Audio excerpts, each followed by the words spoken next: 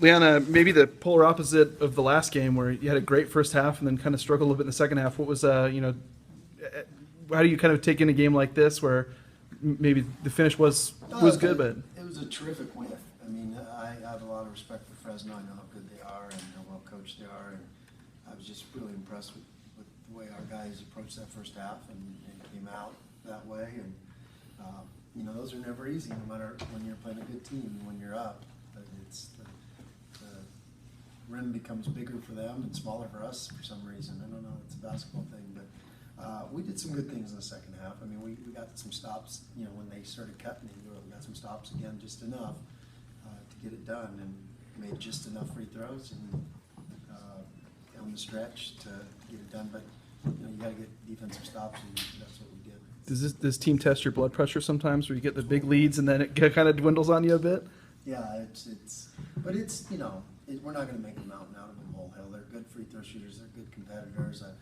I told them, I said, we were going to take the day off tomorrow, but after that many missed free throws, it's not Pat will be mad at me if I don't make them do something tomorrow. So tomorrow, each one of them has to shoot 50 mental free throws and report them how many they made to Jeremy.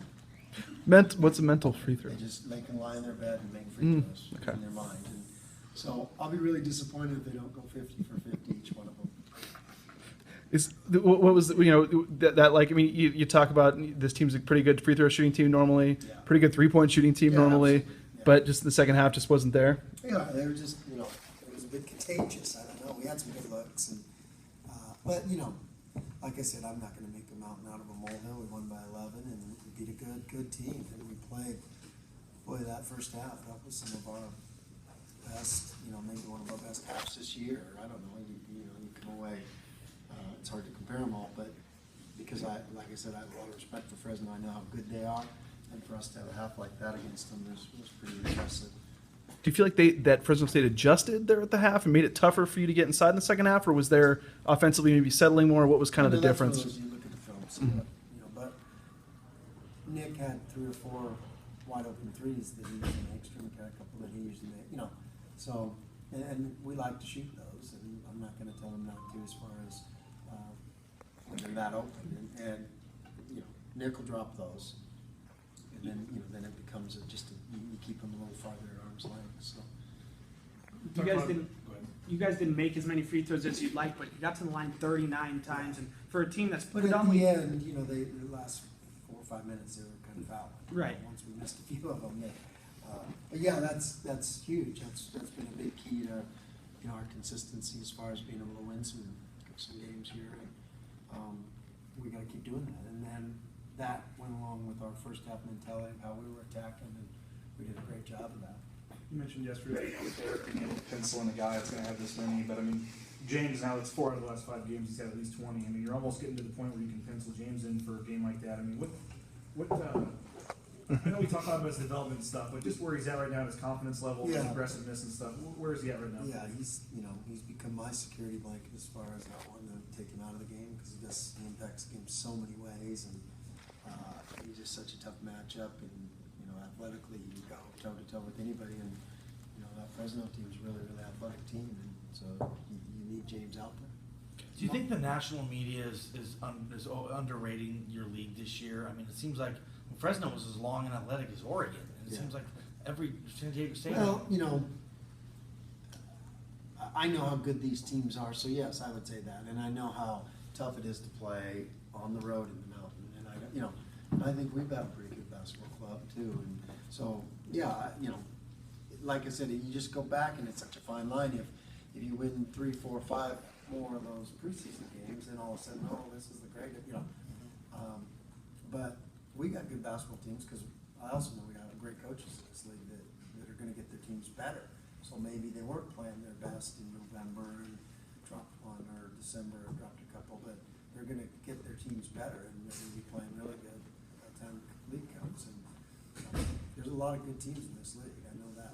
Fresno brings in a great player in Marvell Harris.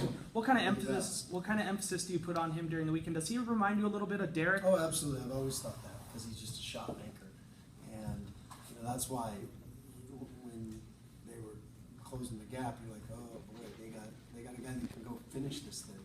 And when you got a guy that's as dangerous as he is, that can be pretty scary, because he reminds me of a bigger version of Derek, and he's a little bit bigger. Down the stretch when Fresno State was getting there within 4 or 5 points, there Anthony made some big plays. You know, not necessarily scoring. He drew a charge, Yes. had a big defensive rebound where he Yeah. got fouled. And that's a great sign for the team, that we didn't just run away from them with our offense. Our offense went stagnant a little bit, and we did it with our defense, and that's what you have to be able to do. You got to be able to do that. That's what good teams can do. Look at a team like UNLV, they're 0-3 in the league now. You guys started 0-3 last year. To be 3-0 at this point, I know 2 of the games are at home, but how do you feel just so far about the way you guys are playing right now? Great, because, I think, we played in some tough spots, and, as far as playing out of Boise State, obviously, and then we played 2 really good teams here at home, and teams that are gonna beat some people. And Fresno's gonna beat some people, I think we can all agree to that, and Colorado State's gonna, they beat UNLV and they won today, so, you just, you're on to the next one, and, somebody asked me about, the streak we're on or whatever. We don't really care about that. We don't, it's nice, and that's what we want to do, but it's just 1-0.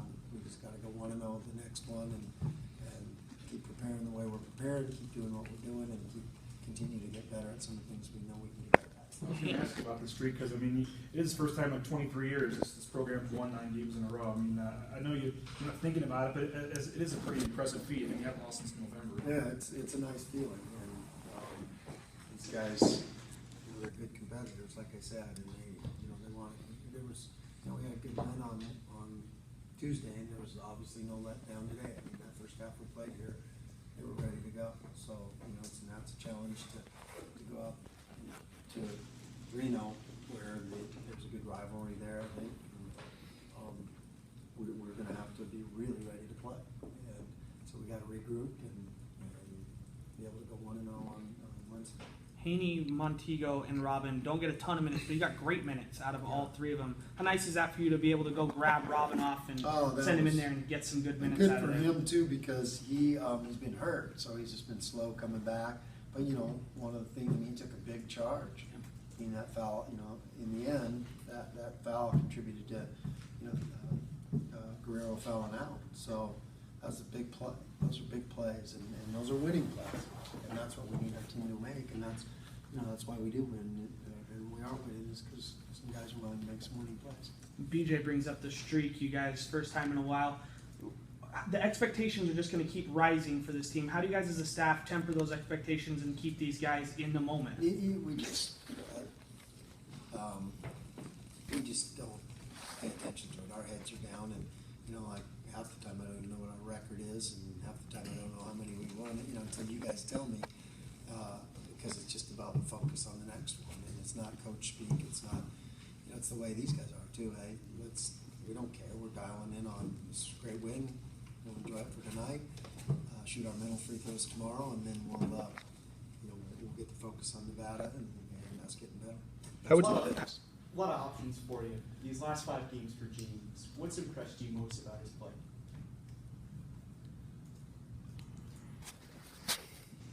Well, just, when you play a guy that long, to not, human nature is to pace yourself. And, he's not looking over to the bench like, hey, give me a break here, give me a break there. He's just going so hard for 37 minutes, and that's probably what impresses me the most, is the consistency of how hard this cat plays, night in and night out. And that's a skill. There's not a lot of guys that can do that. And like I said, most kids, if they're playing that many minutes, they're like, okay, let me pace myself for a little bit, and then when I'll turn it on, turn it off a little bit. He never does. It's just, it's on, and he's going 100 miles an hour, and then I never take him out. What do you attribute that most to? We sit there on the press row and we're like, dude, he falls down, Yeah. and he beats everybody else down. He keeps going. Well, that's what we value in our culture, and I don't think that was, James kind of learned to do that, and just because he's playing great doesn't mean we're not coaching him and we're not keeping the thumb on him. And I credit Coach Linder and my assistants that he keeps an edge to him, and he's a good player because of that. So you better not lose that, and we stay on him about that. And, I mean, sometimes we coach these guys like they're 0-16. You know, we stay on them and get after them. And they like that, they want that, and, you know, we're gonna continue to do that, and get after them, and these guys will tell you. You guys, But that's what these kids want too, and it's, you know, I guarantee James would tell you that that's what's made him good at that and a better player. you guys had a sequence tonight where it was a dunk on one end, a flying block, and then you come down and you have the alley-oop to Chandler. And this team plays above the rim, and it's Yeah. been a while since you've had a team like that here. Yeah, absolutely. Nice to have a team that has that athleticism, and then Chandler showing it on a lot of ends. now. Yeah, again, as long as we don't compromise our skill, because our skill is what makes us so dangerous too. But now, you know, it makes us better when we have both. I mean, that's obviously a nice thing to have, is where you can screw up, but you make a play because of your athleticism, and that really helps you on the defensive end too. So it is nice to have those, you know, like Chandlers and James, and, you know, to go along with some of the other guys we have too. How would you describe your emotion there late in the second half when those free throws weren't going in? Calm, cool, and collected. Is, you know, I know they'll even out and they'll make them. And I have a lot of faith in our guys. Like I said, I don't make a mountain out of a molehill. Sometimes it's worse if you start. Oh, we got to go shoot 2,000 free throws. And these guys know how to make free throws, and you can't simulate end of games. Really, you can't do that. It's just, but they're great competitors. They'll fix it. And I'm sure those mental free throws will solve all the problems.